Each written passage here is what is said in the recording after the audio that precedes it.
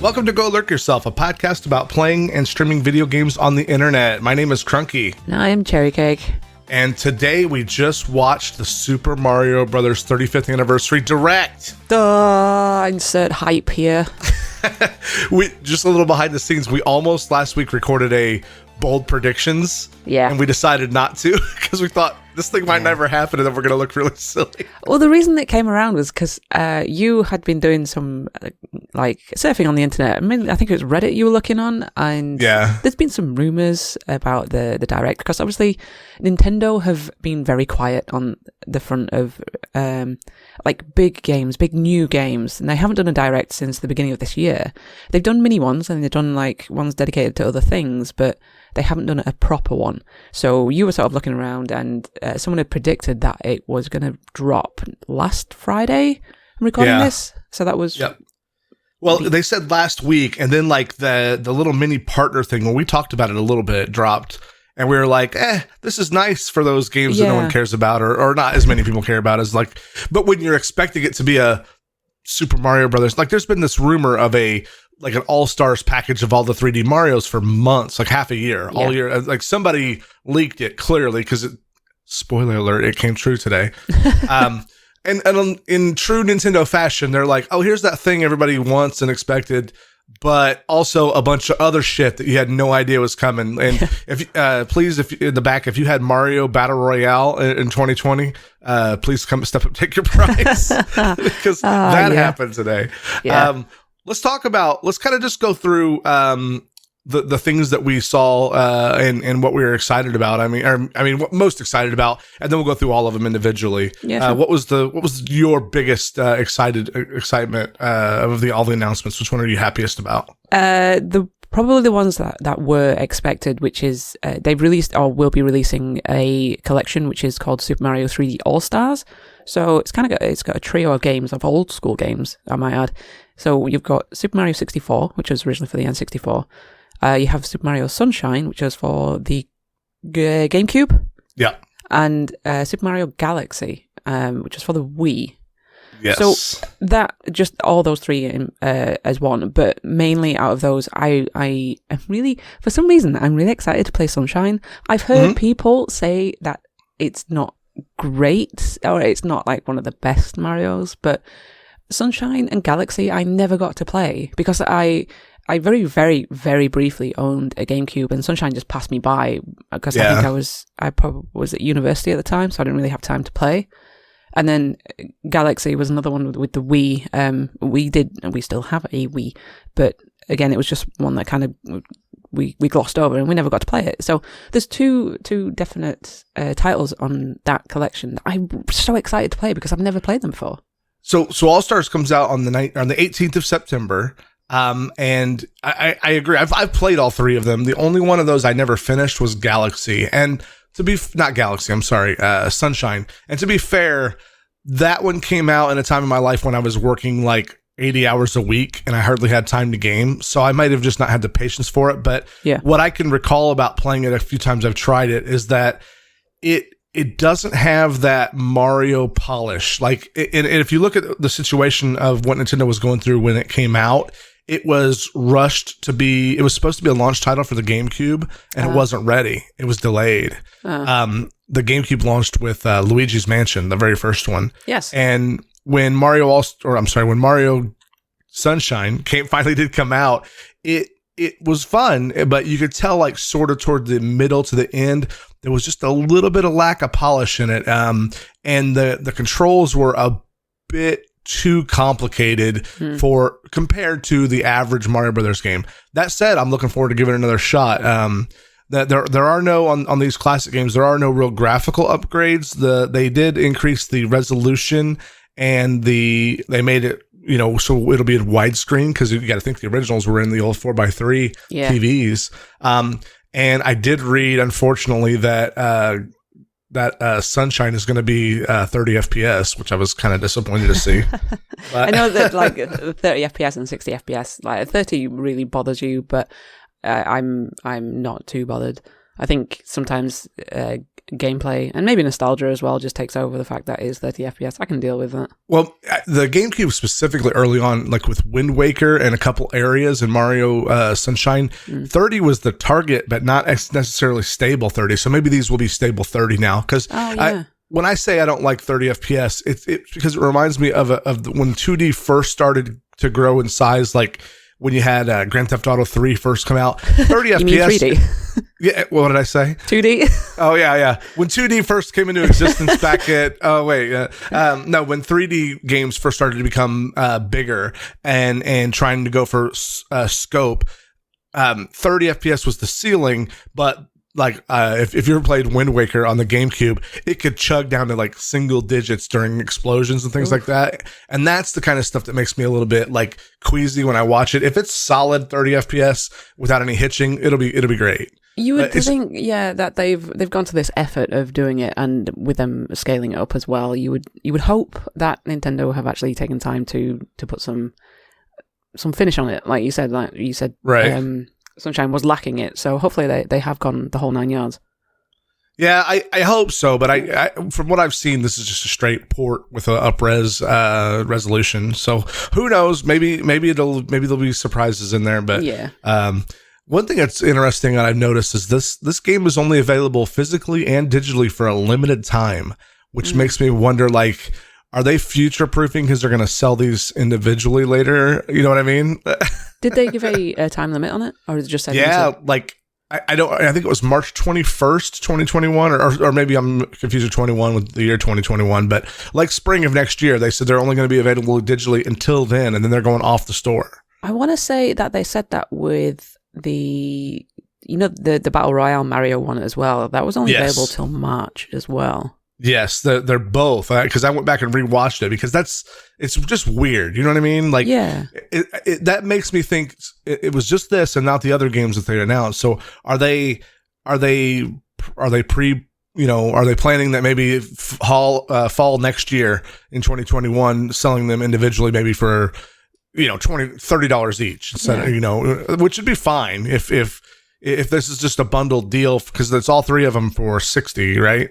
$60 US. Yes, I don't know what it is there. And so maybe they'll sell them individually, like at a later date digitally, which I can understand them wanting to do that, but it seems a bit odd. I also find it a bit odd with the Super Mario Bros. 35, which is the title of the Battle Royale one. For those that haven't seen it, Super Mario 35 is basically if you played the Tetris game, which is the online Tetris 99. That Battle Royale as well. It's pretty much the same layout as that, apart from you're Mario and you're going through. I think you're playing Mario 1.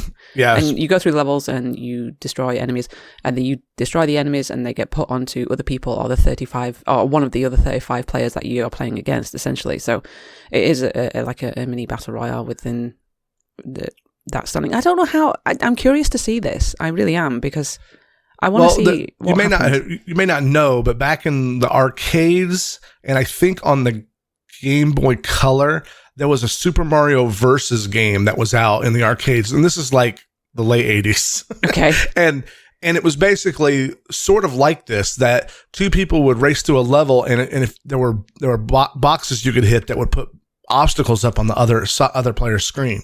So it's sort of like that Mario Versus mode, but like turned into a battle royale, just like Cherry said. I think I saw, like, if you do certain things on your level, you can use the right stick to like either send enemies over to somebody else or block other people's stuff. And I saw like stone spiny shells and things like that appearing on other people's maps. It looked really interesting. And that's the kind of the weird Nintendo that we've come to expect, that this doesn't cost anything as long as you're an online member, which most everybody is.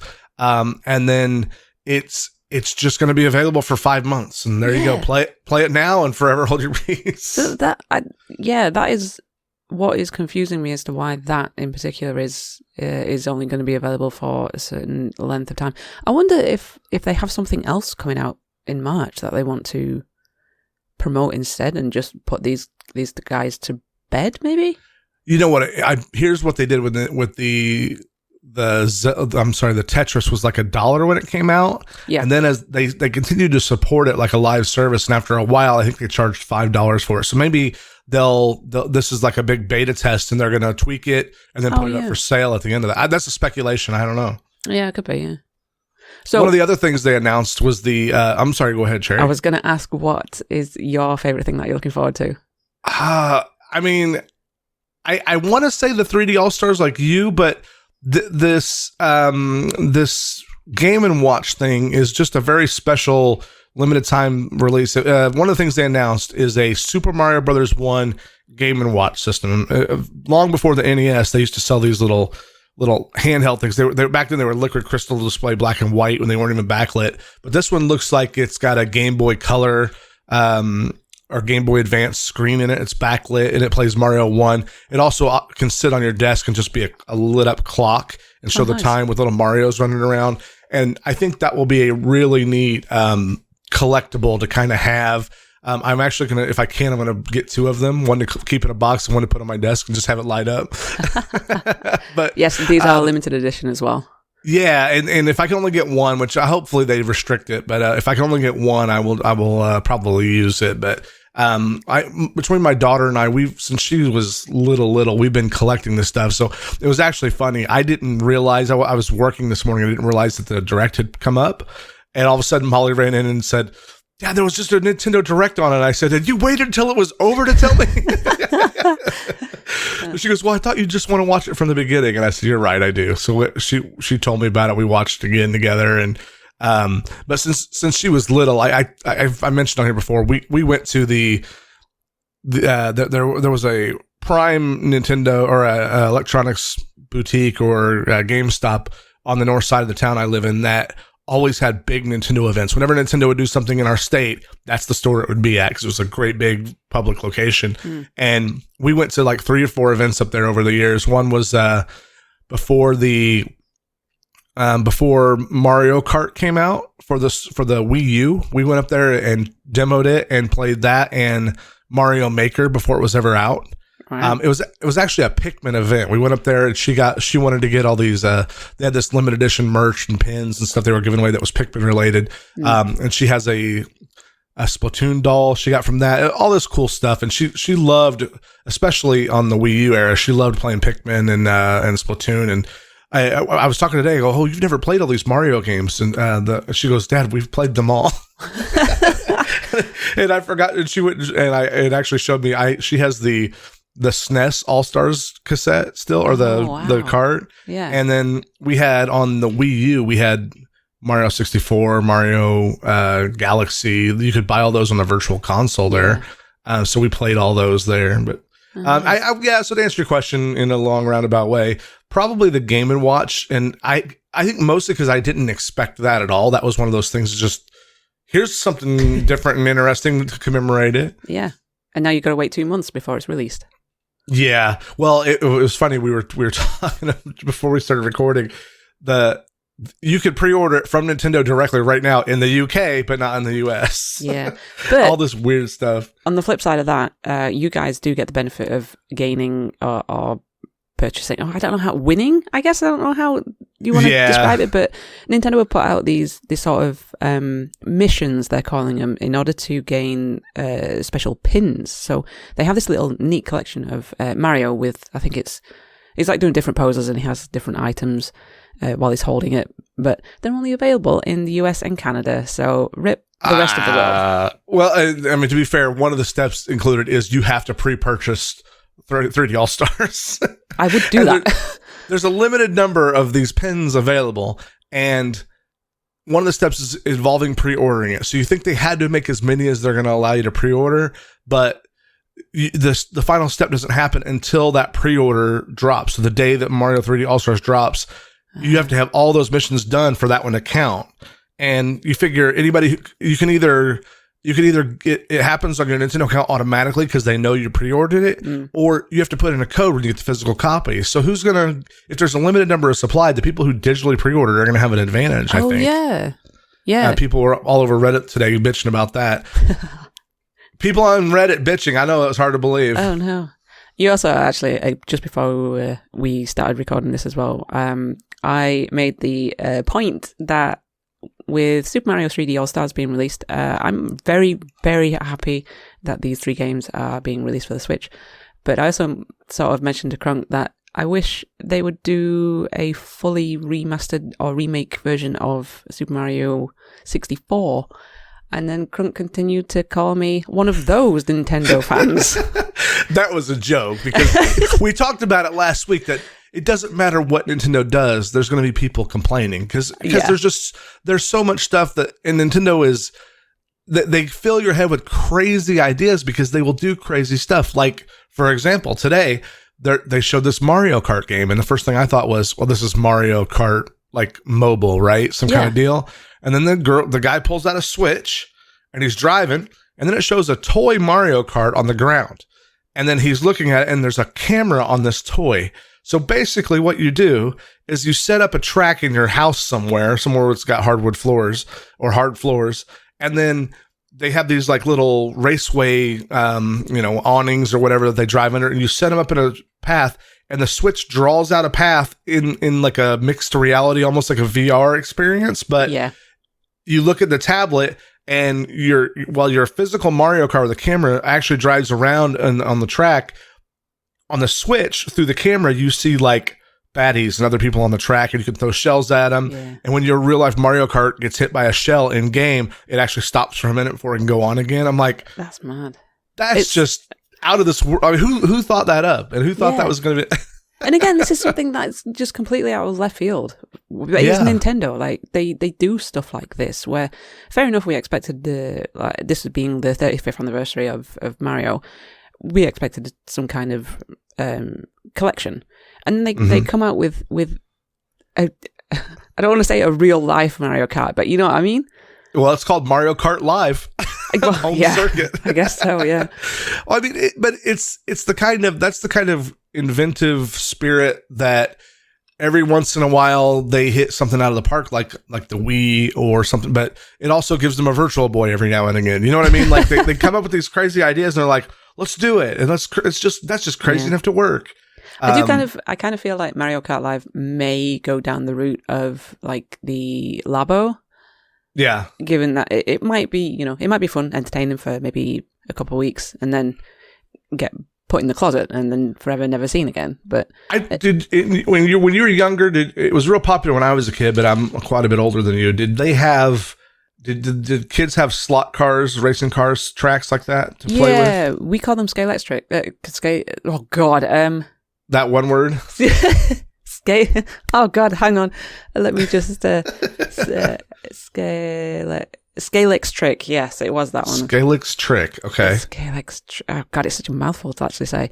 But yes, basically it's the same thing as slot cars. You put like a little mini electric car on a track, and then you control them with a little controller. So those are the same. When you were a kid, I don't know. Did you ever have one? Did you ever play with your one? Did your brother have one? Yeah, we had a massive one.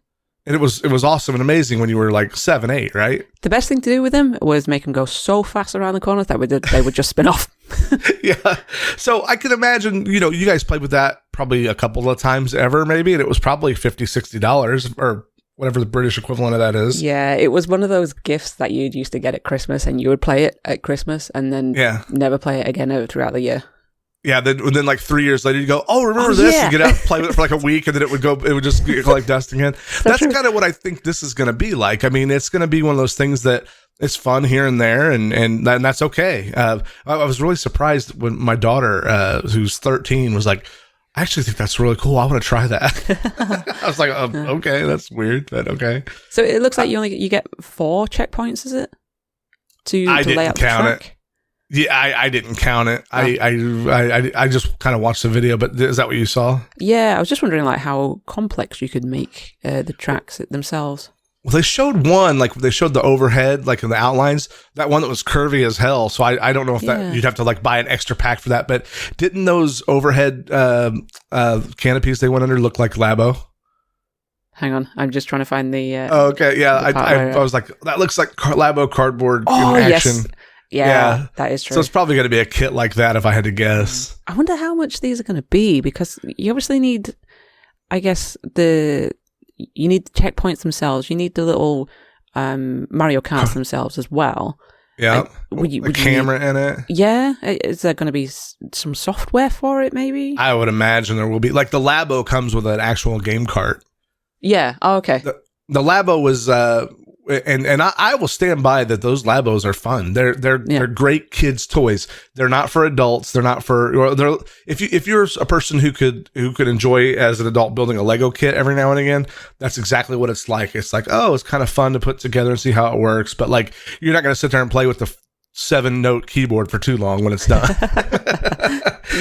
But it was enjoyable, and I think something like this would be just like you said with those we call them slot cars. Those slot cars are a model train you put together. It'd be fun for the kids every now and again, and don't think it's going to be a video game, but I don't know. I think that's what Nintendo does best, is come out of left field with this stuff. You got to remember they were a toy company first, right? Yeah. One of the other things that they announced was the original 2D All-Stars is available right now on the Nintendo Switch Online section. Yeah, for the SNES. I'm happy about that. Yeah, yeah. I mean, we knew they were coming, but now that makes sense why they withheld all of them, because they're gonna just plop them out all at once. Yeah, I do. I really prefer. I think we've probably talked about this on the podcast before, but like everything else that we've talked about before. When I was younger, my grandparents had a SNES, and they only had Mario All-Stars. So that was the first instance of my sort of exposure to Mario. And Mario 3 being one of my favourite ones, that version is the only version that I know of Mario 3. So to play the original version feels alien to me. Yeah. So to have the All-Stars version on the online store is quite nice to go and play again.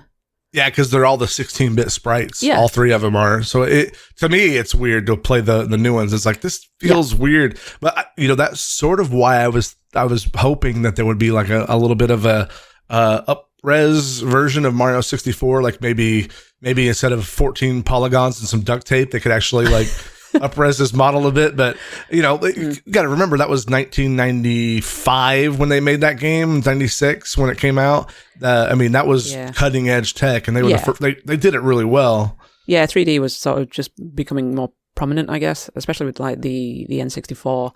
So I guess I don't know. I think it'll be a nice nostalgia trip to go and play again. Preserve the history of it. Yeah. It's kind of one of those things that those games are so iconic for their time that maybe they wanted to keep the original look to them to preserve that look. Yeah, you could be right. Yeah. Well, one of the other things that they said comes out in February of next year is the one of the final Wii U ports to come to Switch after Pikmin last month, and now Super Mario 3D World with Cat Mario in it comes out on February 12th. And there's a little bit of a bonus at the end. Did you see that? Yeah, I actually don't know what this is.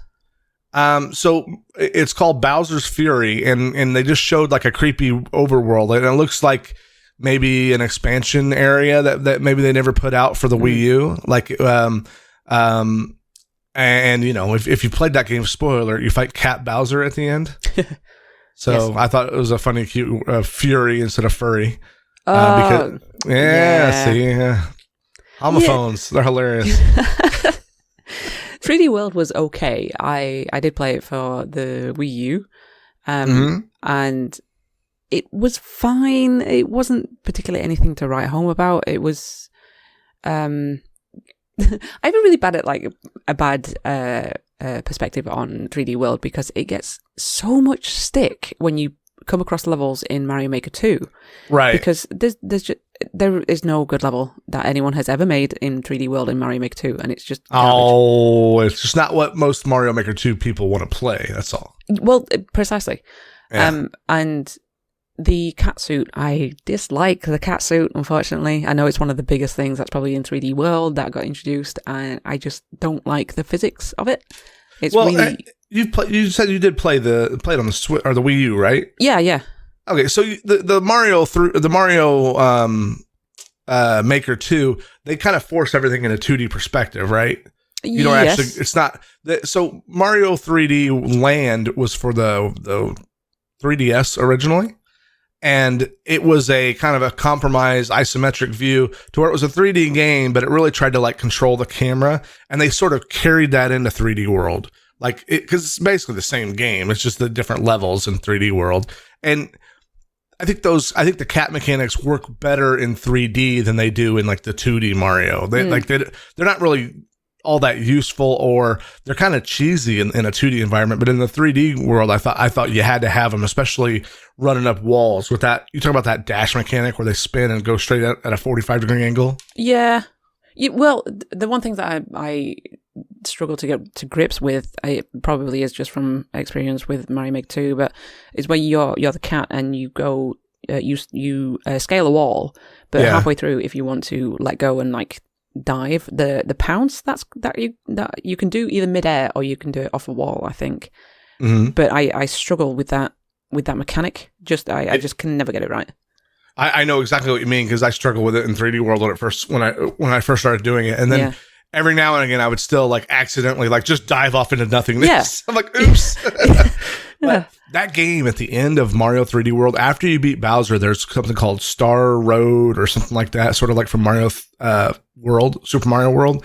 There's like Champions Road or something like that. And it's some of the hardest Mario levels I've ever played in my life. Like I got like white knuckle pissed off at that game, and I stopped. I didn't finish it. I didn't finish all the bonus worlds, which I usually do. It sounds like is it the Star Road that's in Mario World? Super Mario World. Yeah, Star Road has all those like Mondo and Groovy and funny 90s names for the worlds. Yeah. They're like super challenging, and they all have secret exits, and it's just that. It's like that again, like those concepts, but it's in that 3D world environment. Here's what I'll say, of all, and this is a controversial opinion, but of all the 3D Marios, I have the most nostalgia for Mario 64, because it was the first big 3D game I ever played. It was an action platformer in 3D. But the best one, the most fun experience is probably Galaxy 1. I was about to ask you about that, because I've never played Galaxy, so I need I need enlightening.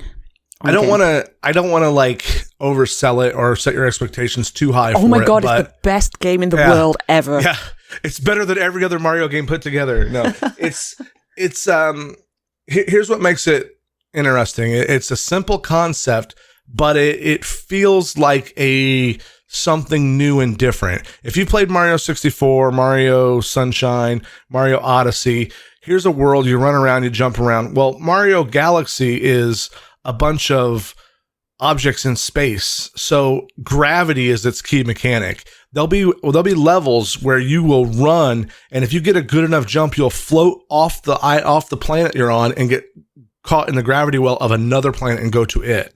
Yeah. And it works. It's sort of like how we talked about Cat Mario wasn't intuitive. Some of the stuff with Mario Sunshine and the Flood backpack, where you can jetpack a little bit, or you can use like it was Mario Odyssey had a couple of like deeper mechanics where you could like jump off your own hat and like do extra stuff, but it was very technical. Mario Galaxy is a little bit more like Mario 64, but with the gravity mechanic being front and center on everything, and they use it to great effect. Like Nintendo does, they take a concept and they explore every bit of variation with it throughout the levels. And I really liked Galaxy 1. Galaxy 2 was more of the same, but it was just more difficult. Like it's sort of like Mario Secret Levels is just Mario 1 again, but was starting with harder levels. That's kind of the way I experienced Mario Galaxy. It was something fresh and unique and different, but just raw fun. You remember when you first got Odyssey, and you're like, it's not necessarily super challenging, but it's just fun to play. Throwing the hat on things and turning into things, and figuring all those puzzles out was really neat. That's the way Galaxy was for me too. The one thing that I was just thinking about then, two things actually. The one thing that I thought was missing from Odyssey, which if they ever decide to expand on that type of Mario game, I missed having an overworld. Yeah. Because there really wasn't one in Odyssey, because you were like in your ship, right? You were just in your hat ship, and then you flew from each level to each level. So my second question was, does Galaxy have an overworld? It has not an overworld like Mario 64 does, or Mario Sunshine. You do go inside a planetoid shaped like Mario's head that you can fly around. So it sort of has a overworld like Mario 3 does, where there's like a thing you slide around a world to world. It's sort of like that. You go from galaxy to galaxy or solar system to solar system. Yeah, that's fine. Yeah, but it's not. I mean, I guess it's more like Odyssey than it is Mario 64. To come to think of it, but there are things to find on that ship. By the way, sort of like Mario's castle in Mario 6 or Princess's Castle in 64. Oh, okay.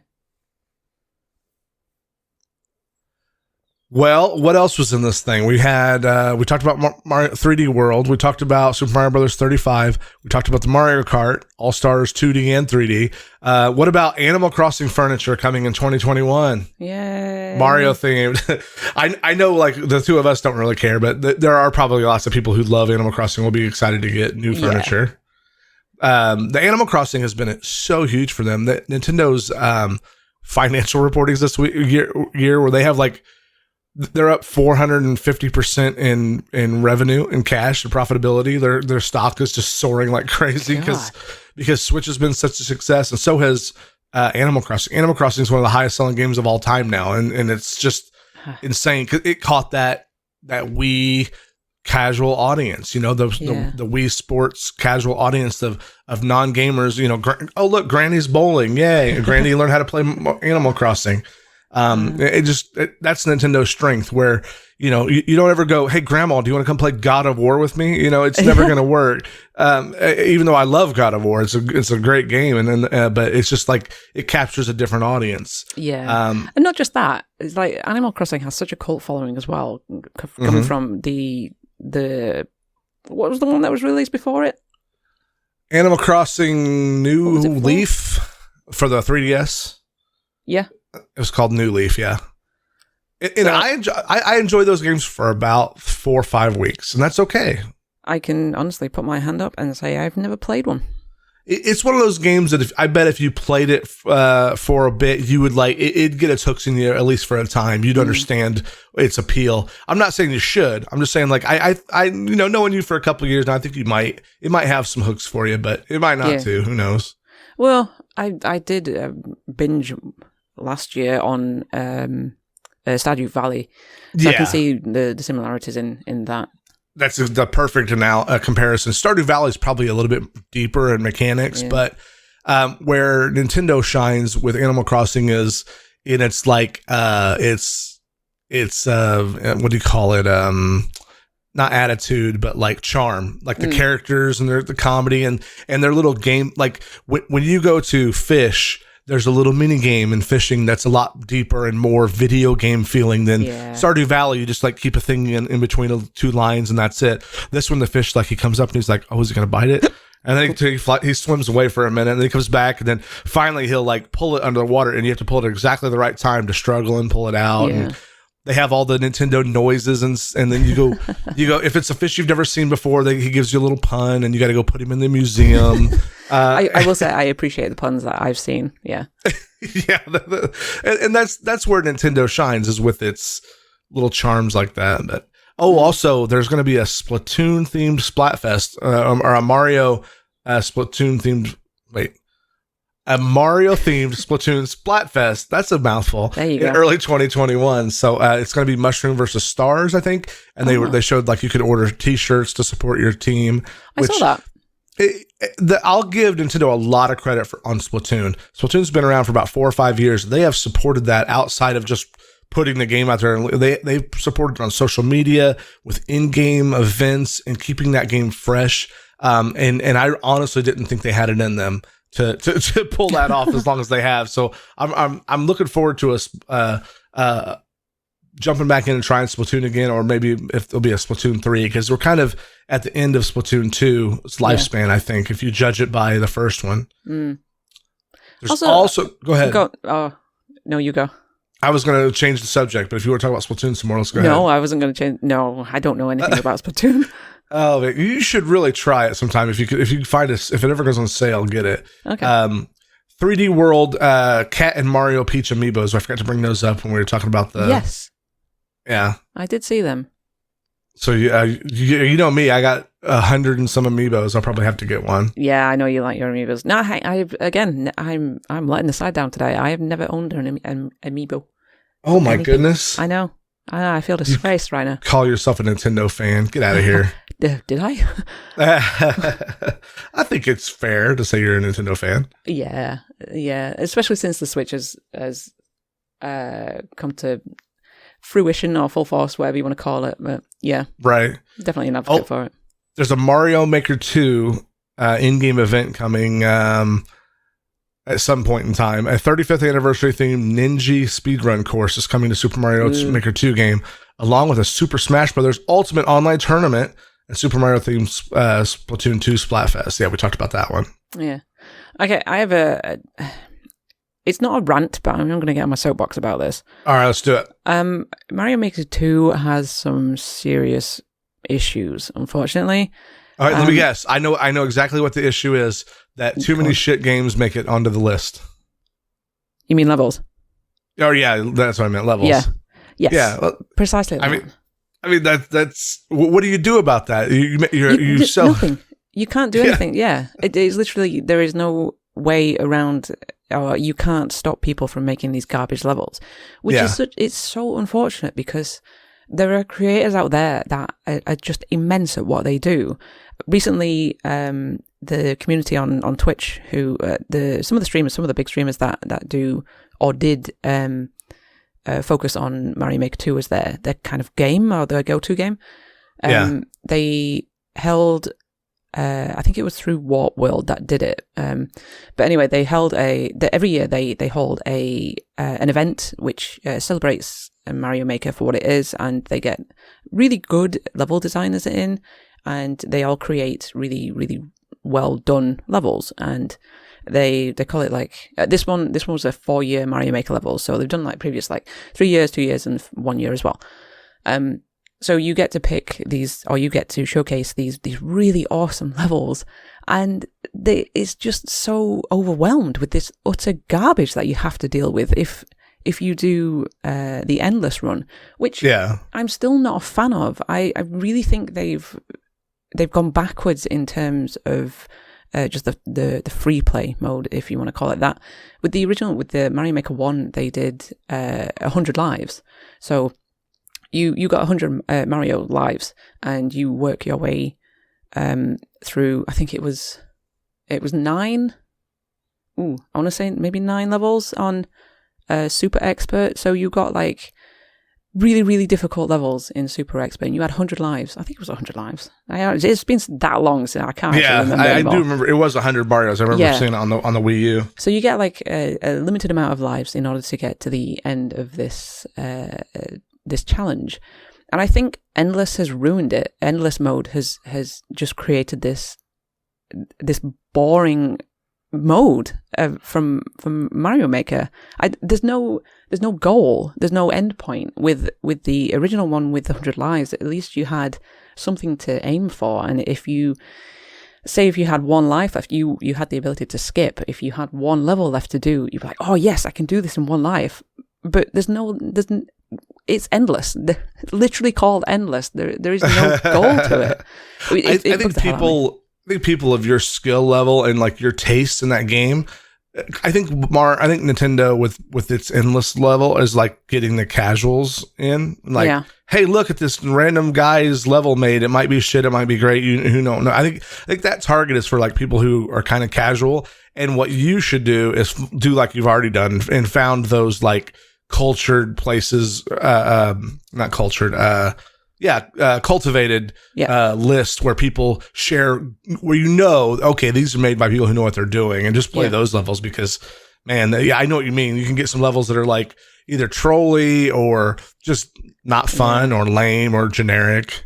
Yeah, I recently watched. I follow quite a few Mario Maker players on Twitch even. Anyway, and they're getting burnt out on the game because of the utter trash that they're coming across. Which is, they're better people than me because I got burnt out on that game about a month into it.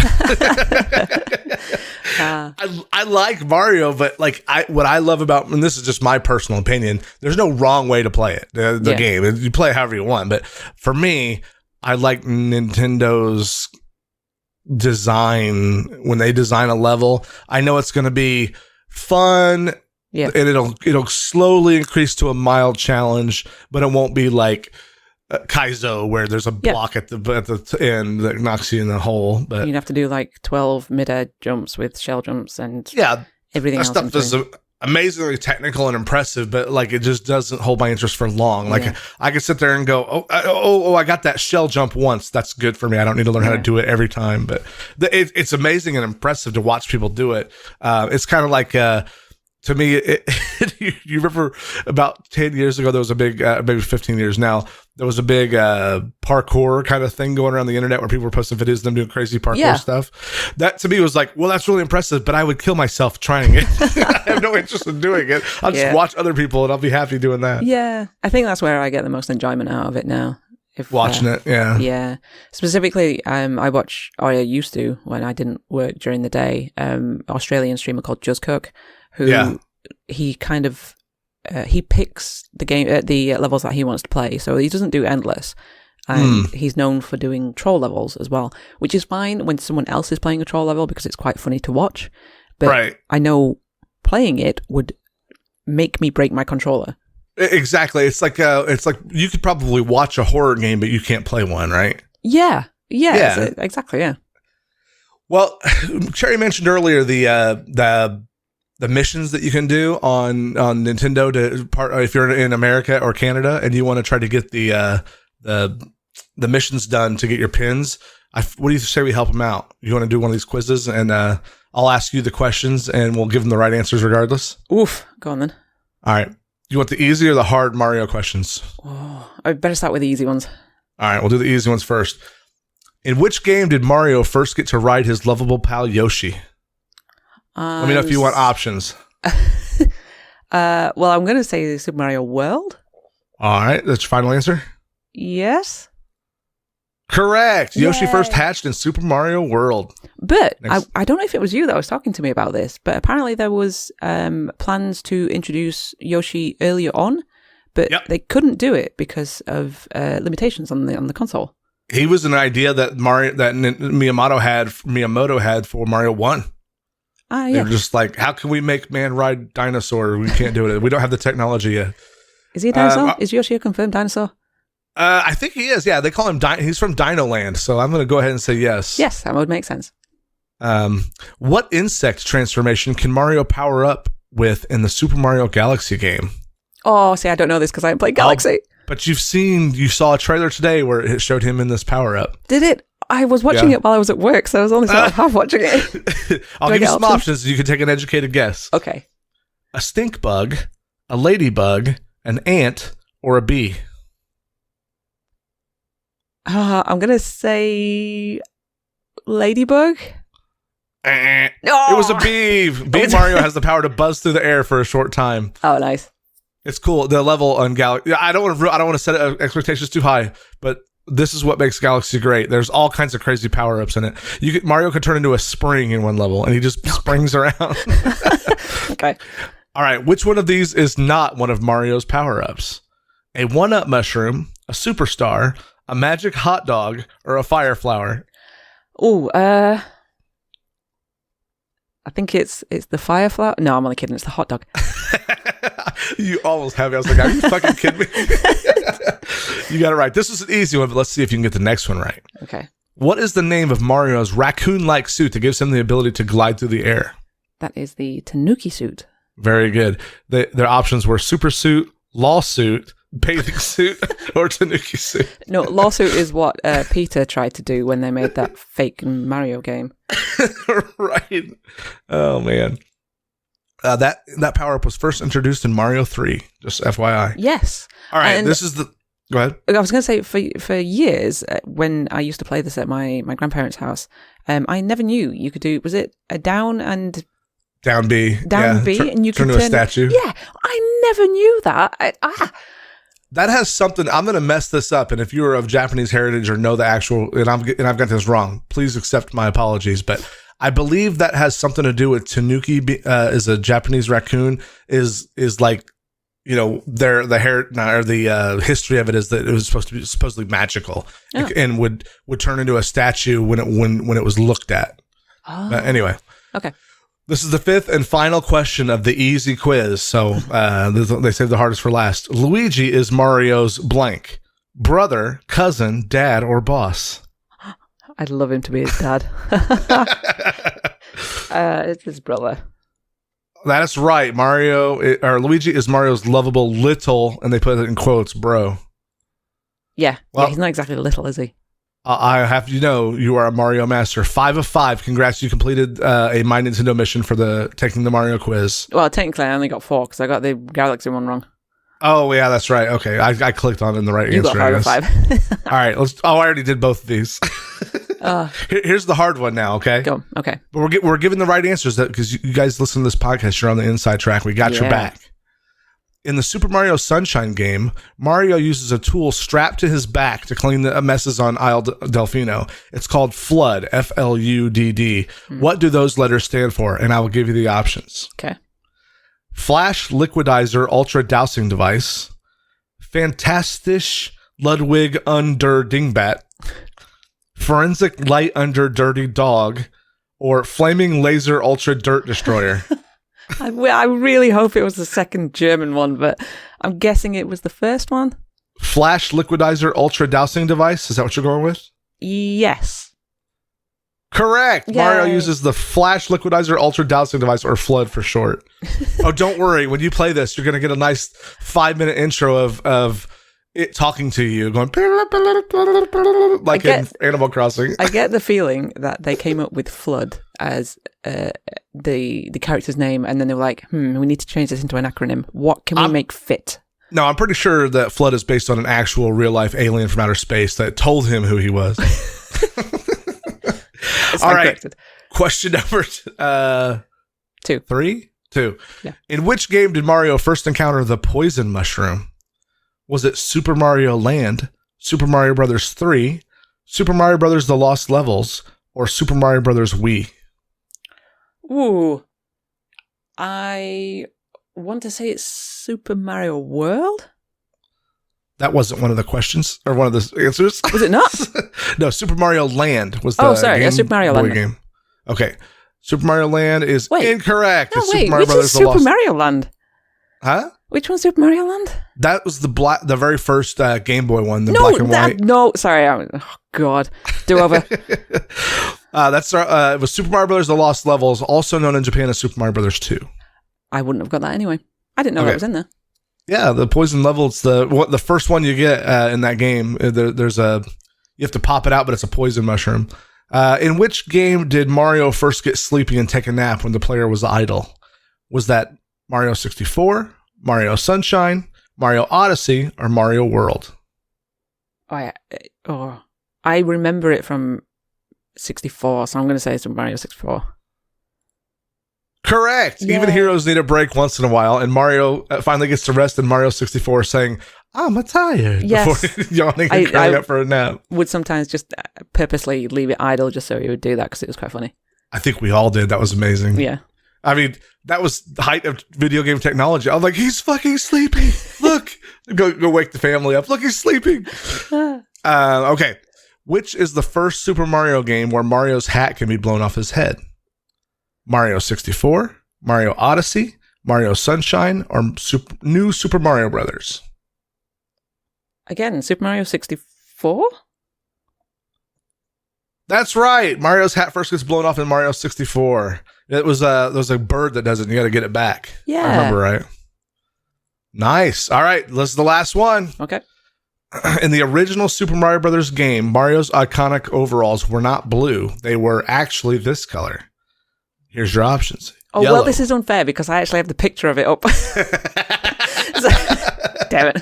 Well, do you have no excuse? What is the answer? White? Oh, no, he's the fire flower on. No, he's the fire flower on the. You are right. They are white when he's a fire flower.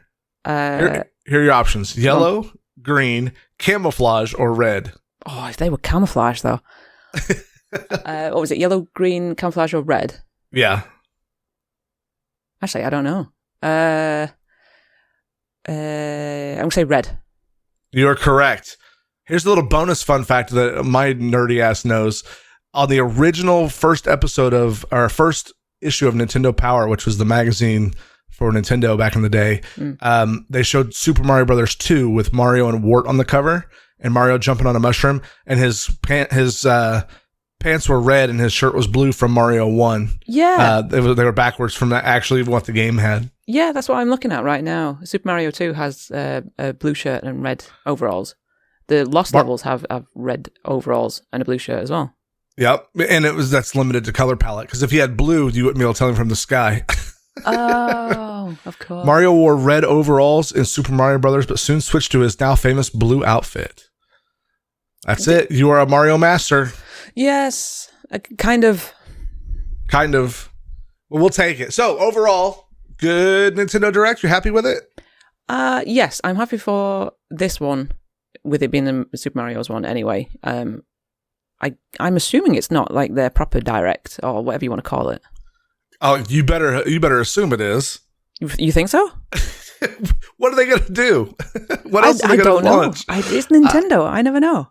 Yeah, I think if like Nintendo wasn't severe, this is my speculation, so don't take this as any kind of fact, but I speculate that Nintendo would have had this for E3 had COVID not happened. I think they were not able to adapt quickly, and I mean, judging by the fact that people thought this was coming months ago, tells me that hey, they're behind, but they're getting stuff out, and I'll be surprised if they have a major direct before holidays. I hope I'm wrong. I mean, I can't say that I think 100% they won't, but if I had to bet right now, I'd bet this might be it for the year, because some of these aren't coming out till October. They've got Pikmin 3 coming out. What else could they announce?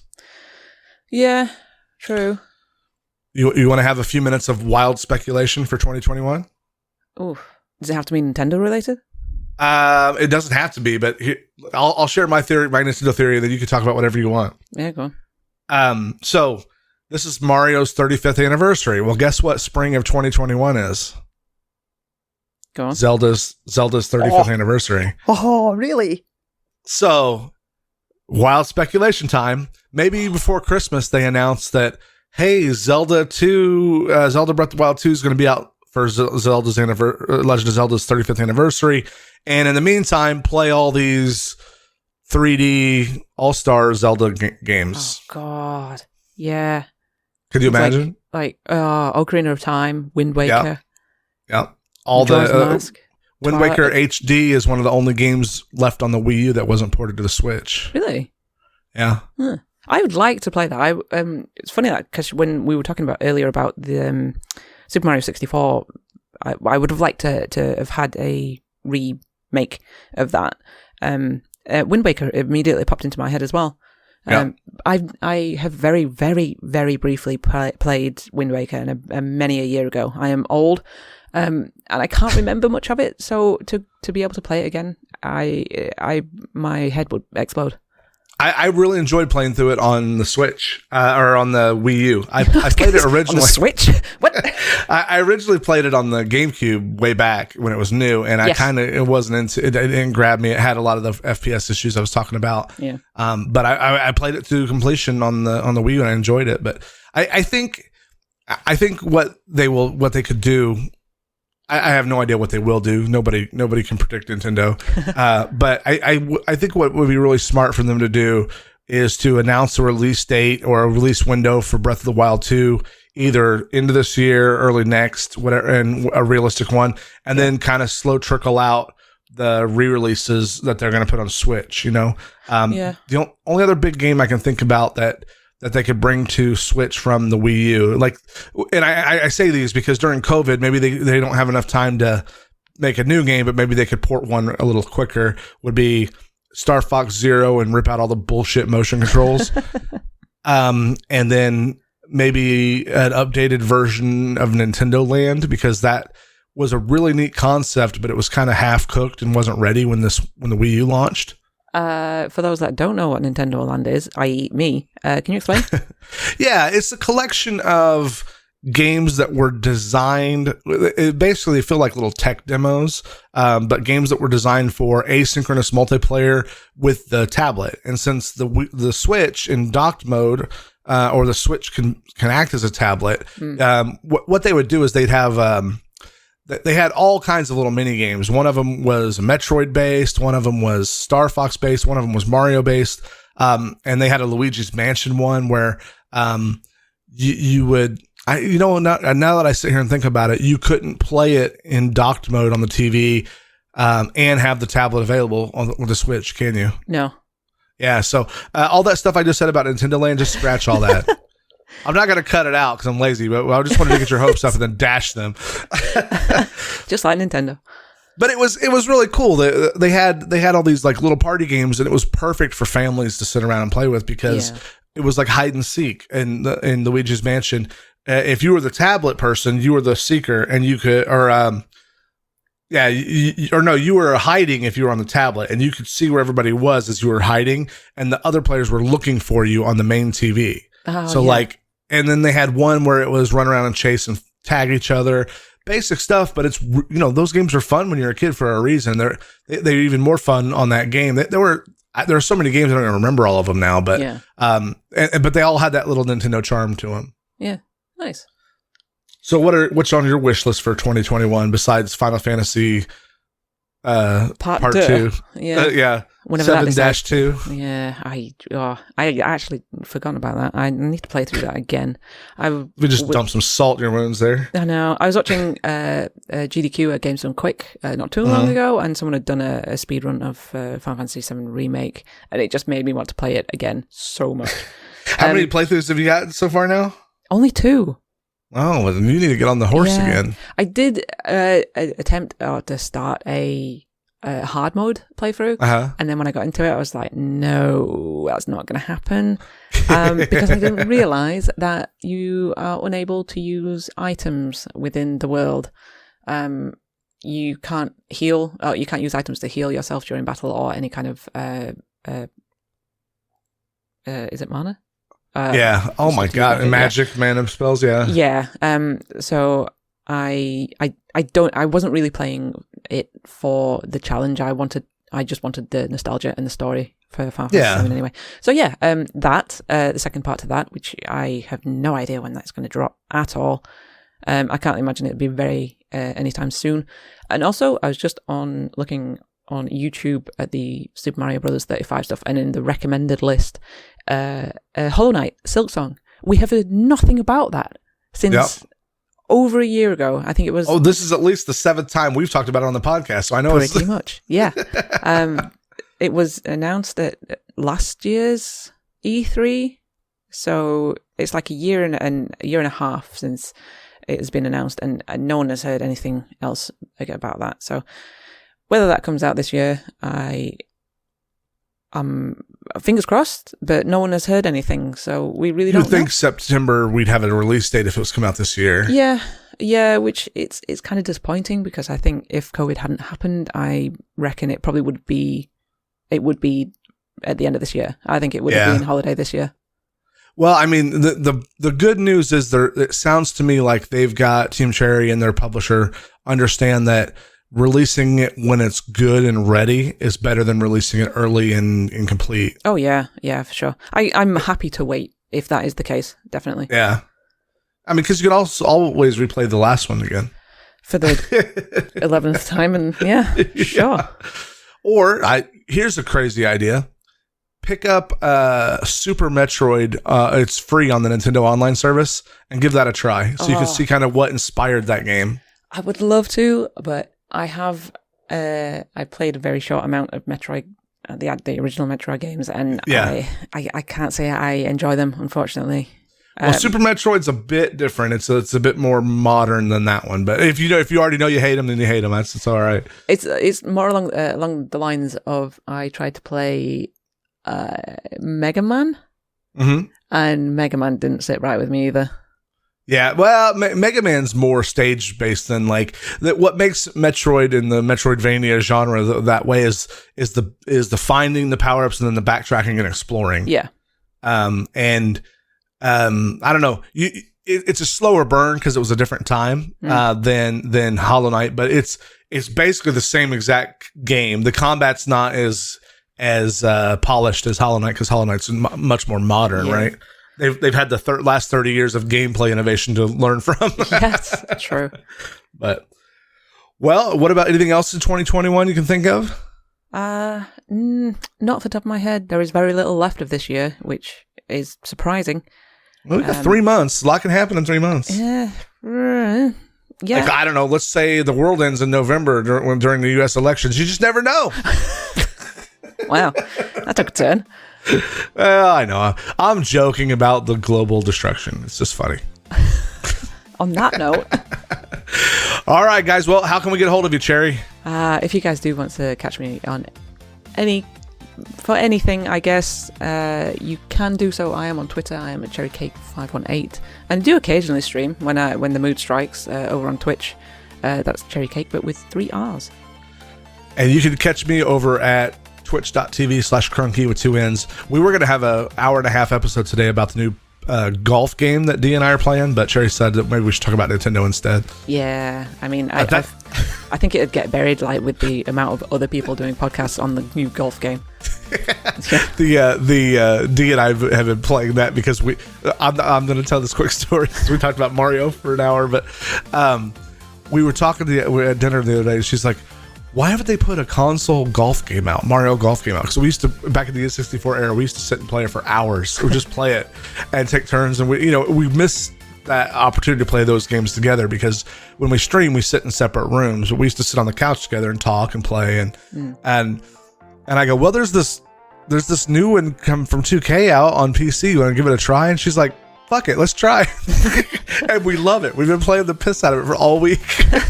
You bought that while you were drunk as well, didn't you? I mean, yeah, like most games, yeah. No, I was sober when I decided to get it. I drank while I played it. That's the difference. Gotcha. But no, we had a blast. We had Snuffus come on with us last night, and Bolt, for a friend of mine from MMO days way back in the day, and had a good time. Good. As you can imagine, Snuffus gets a little animated when it comes to golf. He was screaming at the ball. Okay. But you can also find me on Twitter at CrunkyTTV with 2 N's. And we will see you guys next time. Bye. Bye.